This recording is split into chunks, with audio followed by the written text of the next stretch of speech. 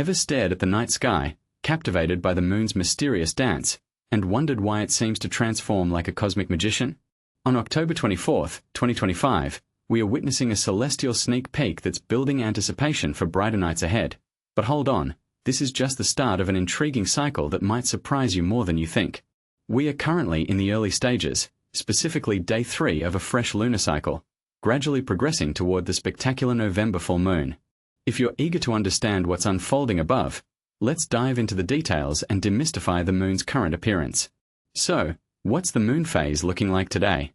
As of Friday, October 24th, we are in the waxing crescent phase, with NASA's daily moon observation revealing that only about 8% of the moon's surface will be illuminated tonight. For beginners, this means the moon is positioned in a way that only a thin sliver catches the sunlight, making it quite dim and hard to spot. Unfortunately, that's not enough light to make it easily visible with the naked eye. It's a bit like trying to find a faint star in a busy sky. But here's where it gets exciting. Check back tomorrow, as things will start to brighten up noticeably. Speaking of upcoming highlights, when can we expect the next full moon? Mark your calendars for November 5th, when the entire lunar face will glow brilliantly, offering perfect conditions for stargazing or even some romantic moonlit walks. Now, let's break down the fundamentals. What exactly are moon phases, and why do they happen? Drawing from NASA's insights, these phases stem from the moon's roughly 29.5-day orbital journey around Earth. It's all about the shifting angles between the sun, the moon, and our planet. Crucially, we always see the same side of the moon due to a phenomenon called tidal locking, where the moon rotates on its axis at the same rate it orbits Earth, keeping one face perpetually toward us. However, the amount of sunlight reflecting off that visible side varies dramatically based on its position in the orbit. This creates the illusion of different phases, from completely dark to fully radiant. In essence, it's a celestial light show caused by perspective and illumination, giving us everything from glowing full moons to those elusive invisible ones. There are 8 primary phases in this repeating cycle, each marking a distinct stage in the moon's journey. To help newcomers grasp this, imagine the moon as a cosmic performer. As it circles Earth, the sun acts like a spotlight, illuminating different portions depending on the angle. For example, during a full moon, the sun is behind Earth, fully lighting up the moon's front side, while a new moon hides it completely in shadow. And this is the part most people miss. The phases aren't random. They're a predictable rhythm tied to the moon's orbit, influencing everything from tides to ancient calendars. The 8 main moon phases, in sequence, are as follows. New moon. At this point, the moon sits between Earth and the sun, so the side facing us is shrouded in darkness, essentially invisible to observers.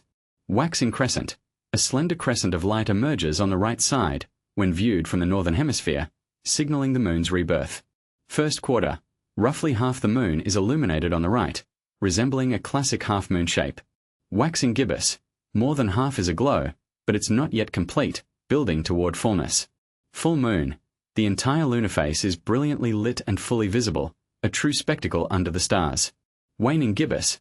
Illumination begins to fade from the right side, in the northern hemisphere, as the moon starts its descent. Third quarter, also known as last quarter once again.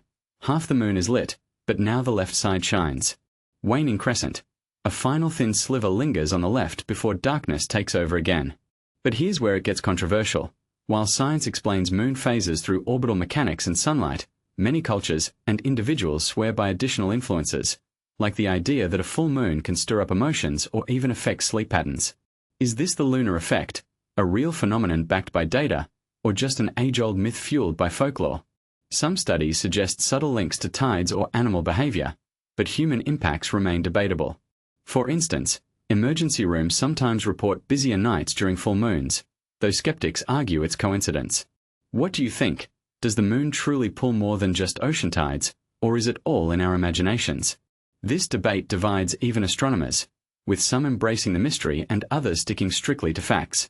Ultimately, understanding moon phases enriches our appreciation of the night sky, whether you're a seasoned stargazer or just curious. As we look forward to November's full moon, remember that the moon cycle is a reminder of the universe's orderly chaos. Do you believe in lunar law, or do you dismiss it as superstition? Have moon phases ever sparked unusual events in your life? We'd love to hear your stories and opinions in the comments. Let's keep the conversation going.